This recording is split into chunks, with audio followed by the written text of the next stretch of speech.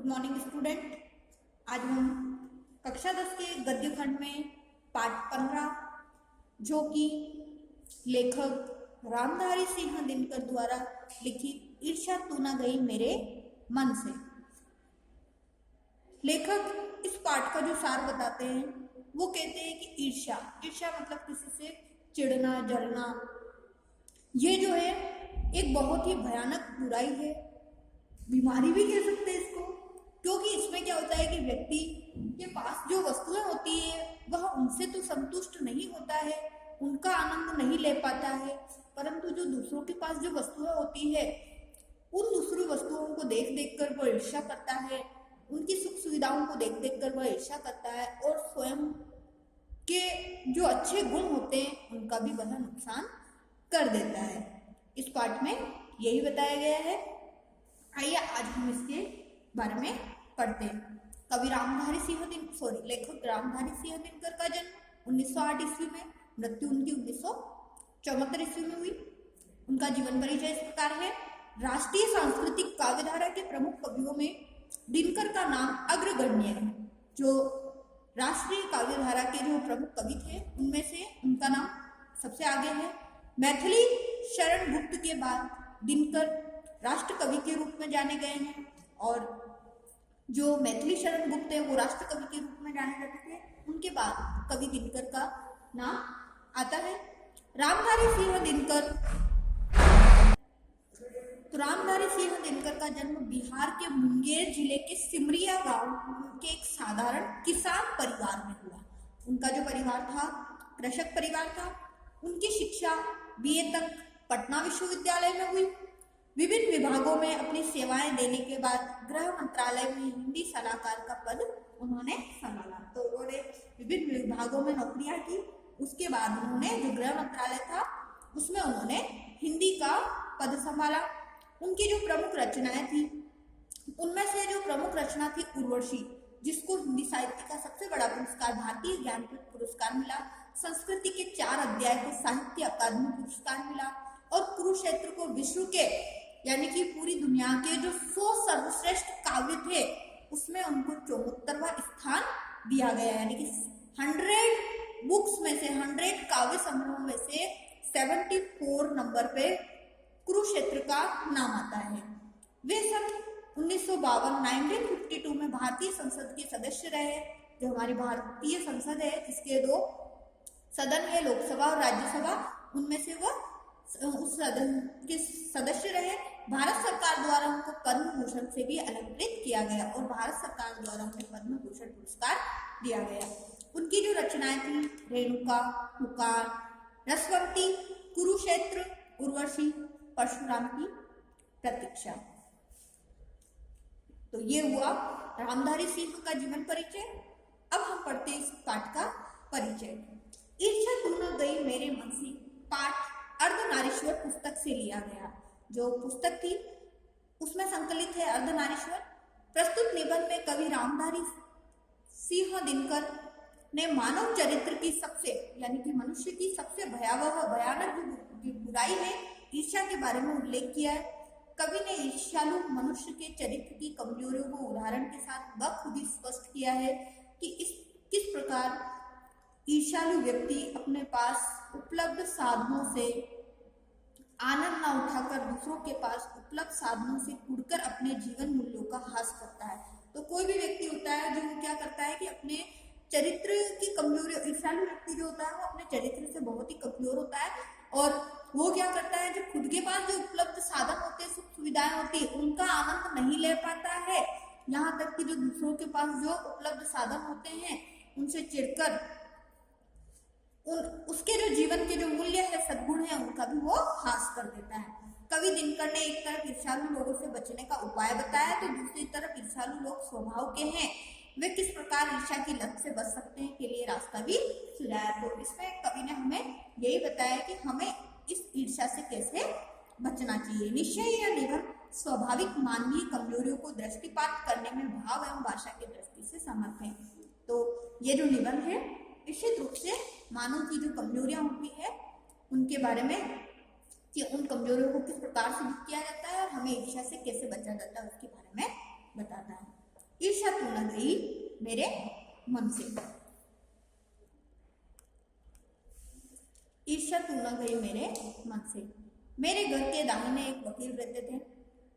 लेखक कहते हैं कि मेरे घर के दाहिनी तरफ राइट साइड एक वकील साहब रहते थे जो खाने पीने में अच्छे थे, दोस्तों को खूब खिलाते पिलाते थे और सभी सोसाइटियों में वो भाग लेते थे।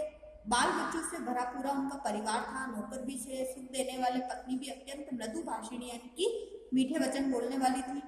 भला एक सुखी मनुष्य को और क्या चाहिए, यानी कि घर परिवार उनका सुखी समृद्ध था, तो इससे ज्यादा उसे और क्या चाहिए। सभी प्रकार की सुख सुविधाएं थी, मगर वो स्वयं सुखी नहीं थे। उनके भीतर कौन सा दाग है इसमें मैं भली भांति जानता हूँ, परंतु वो खुद सुखी नहीं रहते थे। तो लेखक कहते हैं उनके मन में ऐसे कौन से भाव है, ऐसी कौन सी मनोदशा है जिसको मैं जानता हूँ। दरअसल उनके बगल में जो बीमा एजेंट है, उनके वैभव की वृद्धि से वकील साहब का कलेजा जलता था। एक्चुअली क्या था कि जो वो बीमा एजेंट थे, उनकी जो सुख सुविधाएं थी, उनकी जो वृद्धि होती थी, उसको देखकर वकील साहब क्या करते थे, चिढ़ते थे, जलते थे, ईर्ष्या होती थी उन्हें। वकील साहब को भगवान ने सब कुछ दे रखा है, वह उनके लिए काफी नहीं दिखता, और उन्हें सब कुछ दे रखा है फिर भी उनके लिए वह कम पड़ता है। वह इस चिंता में भुने जा रहे थे कि काश एजेंट की मोटर, उसकी मासिक आय, उसकी तड़क भड़क मेरी भी हुई होती, और बार बार सोचते थे कि जैसा एजेंट की कार है, मोटर कार है, उनका जैसा घर है, उनकी जैसी सैलरी है, सब कुछ ऐसा मेरे पास भी होता।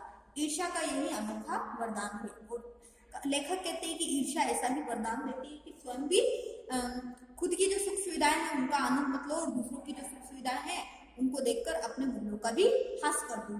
जिस मनुष्य के हृदय में ईर्ष्या घर बना लेती है, वह उन चीजों से आनंद नहीं उठाता और उसके पास मौजूद है, बल्कि उन वस्तुओं से दुख उठाता जो दूसरों के पास है। वह अपनी तुलना दूसरों के साथ करता है और इस तुलना में अपने पक्ष के सभी अभाव उसके हृदय पर दंश मारते हैं।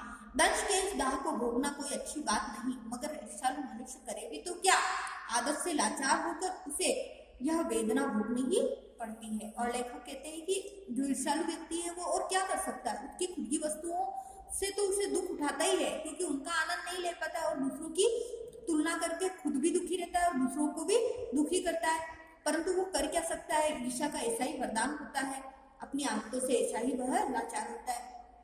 एक उपवन को पाकर भगवान को धन्यवाद देते हुए उसका आनंद नहीं लेना और बराबर इस चिंता में निमग्न रहना कि इससे भी बड़ा उपवन क्यों नहीं मिला। जो हमें मिला है उपवन अर्थात बगीचा, जो जीवन में जो बगीचे रूपी जो सुंदर सुंदर सुख सुविधाएं हमें मिली है, वस्तुएं हमें मिली है, उनके बारे में तो हमें ईश्वर को धन्यवाद देना चाहिए, बल्कि हम उन्हें तो उसका तो धन्यवाद नहीं देते हैं, उल्टा और ईश्वर को दोष देते हैं कि हमें उनके जैसा क्यों नहीं दिया।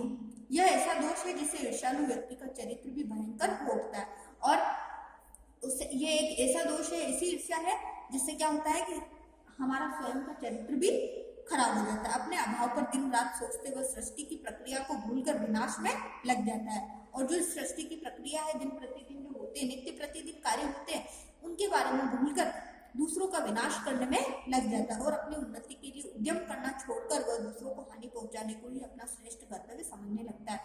इससे क्या होता है कि ईर्ष्यालु व्यक्ति जो होता है अपने स्वयं की उन्नति तो नहीं कर पाता है, परंतु जो उन्नति करते हैं उनका वह नुकसान पहुंचाने जैसे कार्य, हानि पहुंचाने जैसे कार्य करने लग जाता है। दूसरा कवि कहते हैं, लेखक कहते हैं, ईर्ष्या की बेटी का नाम है निंदा।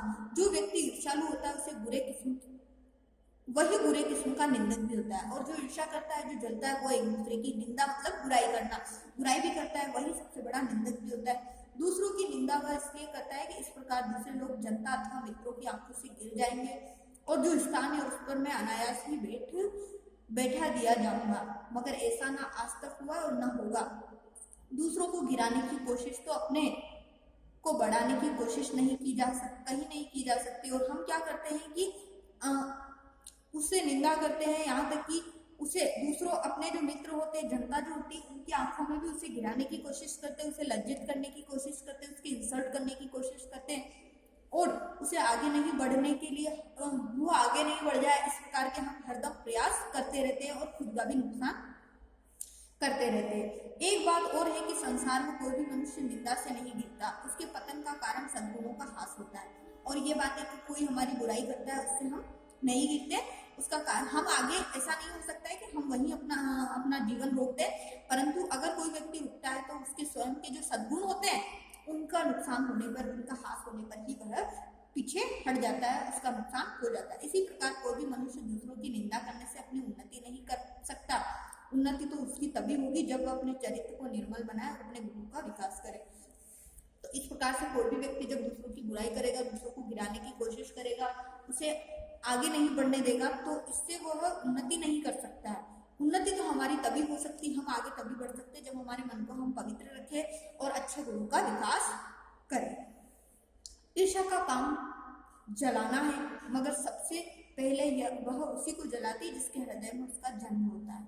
तो ईर्ष्या का जो काम है वो क्या होता है, मानव के अंदर ईर्ष्या रूपी पीड़ा को उत्पन्न करना, और ये सबसे पहले उसी को जलाती है, उसी का नुकसान करती है जिसके मन में यह भावना उत्पन्न हुई। आप भी ऐसे बहुत से लोगों को जानते होंगे जो ईर्ष्या और द्वेष की साकार मूर्ति है, और हमने भी ऐसे बहुत सारे लोगों को देखा है जो एक दूसरे के सुख सुविधाओं से वह बहुत चिढ़ते हैं, ईर्ष्या करते हैं, जो बराबर इस फिक्र में लगे रहते हैं कि वह कि कहाँ सुनाने वाला मिले और अपने दिल का गुबार निकालने का मौका मिले, और कब ऐसा मौका मिले कि हम उसकी निंदा करें और कोई हमारी इस बात को सुन सके। श्रोता मिलते ही उनका ग्रामोफोन बजने लगता है, और जैसे ही कोई व्यक्ति हमें लगता है कि ये हमारी बात जरूर सुनेगा तो हम उसकी निंदा करना शुरू कर देते हैं, जिससे हम ईर्ष्या करते हैं। और वे बड़ी ही होशियारी के साथ साथ एक एक कांड इस ढंग से सुनाते हैं मानो विश्व कल्याण को छोड़कर उनका कोई ध्येय नहीं है।